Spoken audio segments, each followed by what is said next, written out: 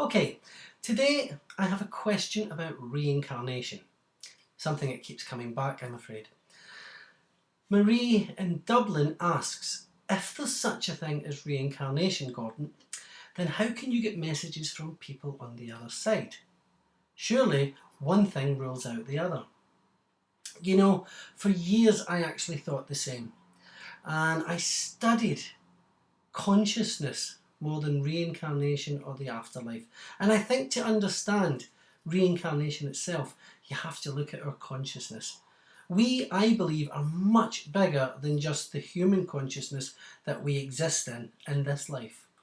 Our human consciousness is ruled by 5 senses, whereas our bigger consciousness, the part of us that I believe is already in the spirit world, is massive.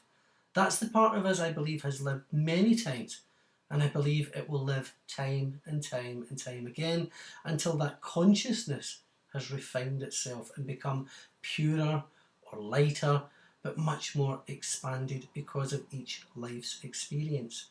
And this is the thing people need to look at. Reincarnation isn't about Gordon Smith being Gordon Smith in each life. It's nothing to do with that. This episode of my life is just one little program running on a computer. And my higher consciousness, if you like, is the hard drive of that computer.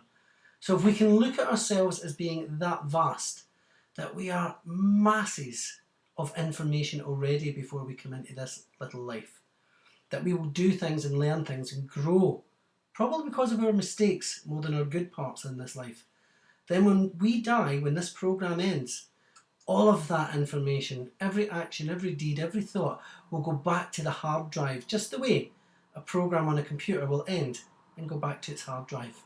So, when you want to look at reincarnation, you have to look at it from that point of view, that the higher part of you could send out more than one part of its consciousness into this life. So even now, I might be coexisting with other parts of my consciousness in this life.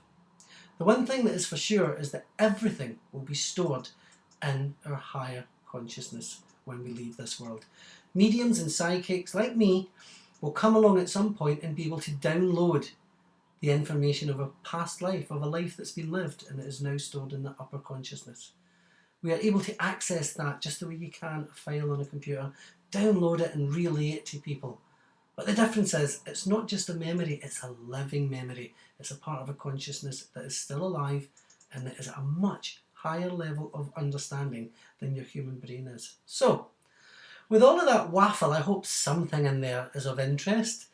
If nothing else, I hope it makes you think and maybe study a little bit harder on your own spiritual path. So, food for thought.